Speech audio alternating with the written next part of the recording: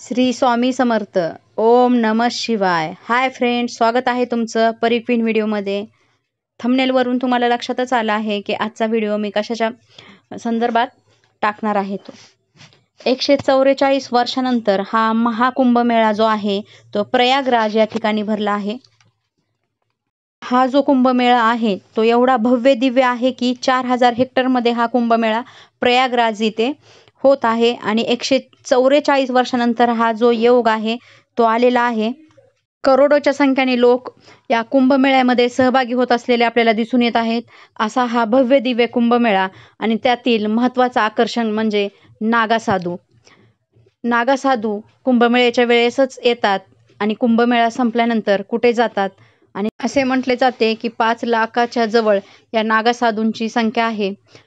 नागासाधू तुम्ही बघतच आहात, पण यावर्षीचं आकर्षण म्हणजे कुंभमेळ्यातील महिला नागासाधू.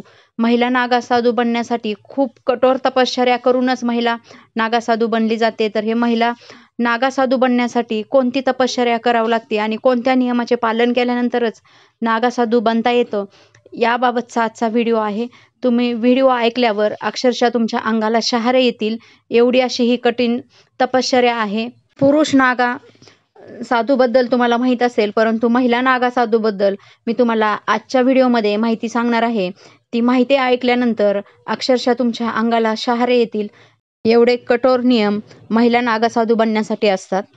चला तर मग व्हिडिओला सुरुवात करूया.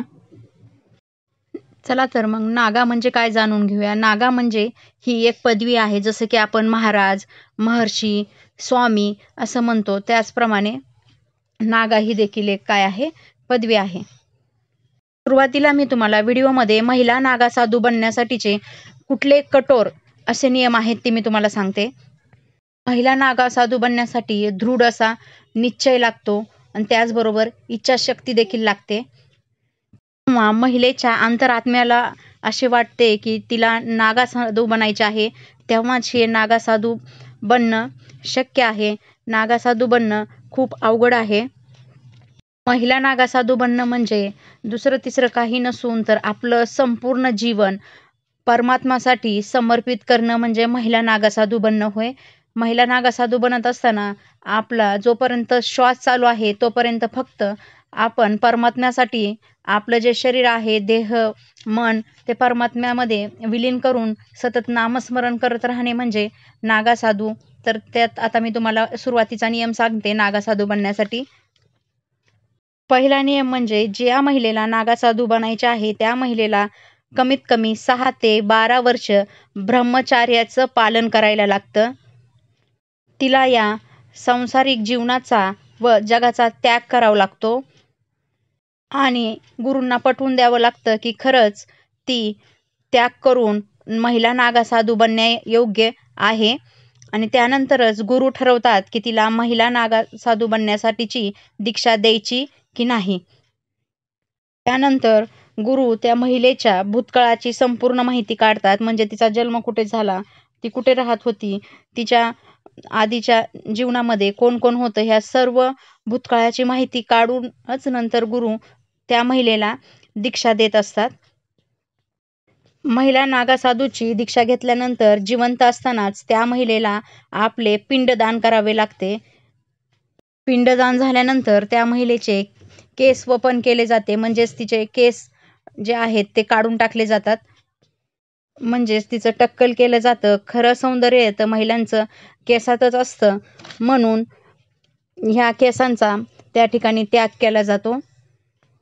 त्यानंतर त्या महिलेला डोक्यावर म्हणजेच आपल्या कपाळावर तिलक म्हणजेच गंध लावावा लागतो आणि भगव्या रंगाचे वस्त्र जे आहे ते परिधान करावे लागते. परंतु एक गोष्ट लक्षात घ्या की ही जी महिला आहे नागा साधू, ती जे भगव्या रंगाचे जे वस्त्र परिधान करत असते ते कुठेही शिवलेले नसते, म्हणजे तिला कुठेही शिलाई नसते. असे वस्त्र जे आहेत ते या महिला साधू परिधान करत असतात.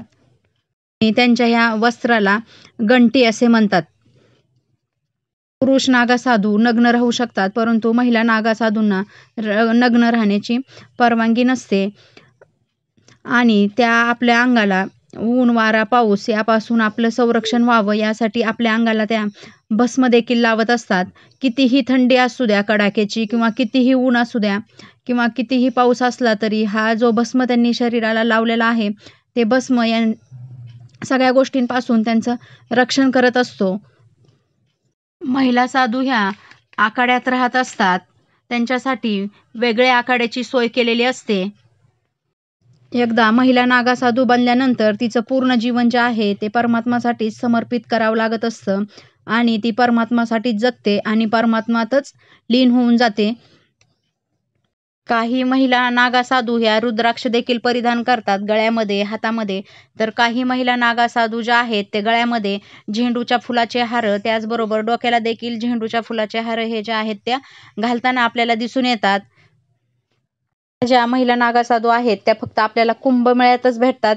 एरवी कधीही तुम्हाला ह्या महिला नागा साधू बाहेर बघायला भेटणार नाहीत. जेव्हा कुंभमेळा असेल तेव्हाच लाखोच्या संख्येने हे जे साधू आणि पुरुष नागा साधू आणि महिला नागा साधू जे आहेत ते आपल्याला दिसून येतात. त्यानंतर ते जंगलात, अरण्यात, हिमालयात, गुहेत अशा ठिकाणी तपश्चर्याला जातात किंवा आपल्या आखाड्यामध्ये ते राहत असतात. वैष्णव, शैव, उदासीन असे हे नागा साधूंचे आखाडे आहेत.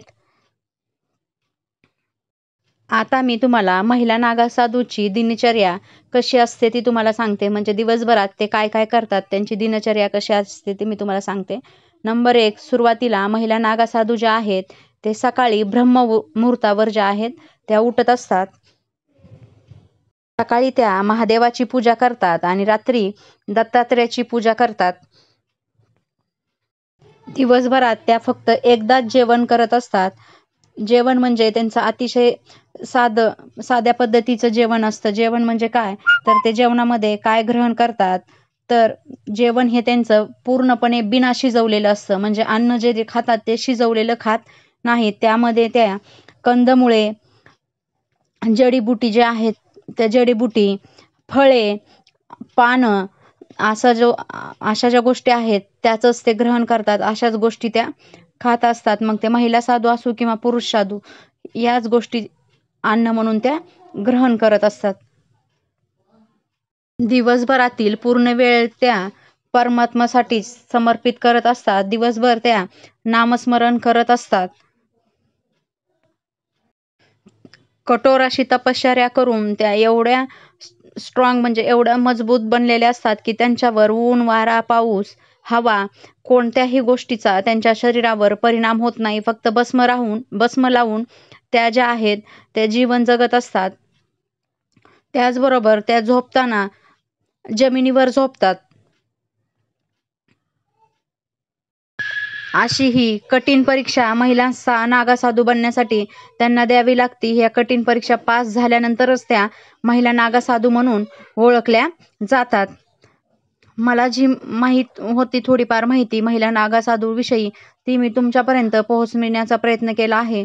तुम्ही ही माहिती देखील जास्तीत जास्त लोकांपर्यंत शेअर करा आणि व्हिडिओ आवडला असल्यास लाईक करा, शेअर करा, सबस्क्राईब करा आणि कमेंटमध्ये लिहायला विसरू नका. ओम नमः शिवाय, ओम नमः शिवाय. चला तर मग अशीच नवनवीन माहिती घेऊन भेटूया पुढील व्हिडिओमध्ये. तोपर्यंत बाय बाय.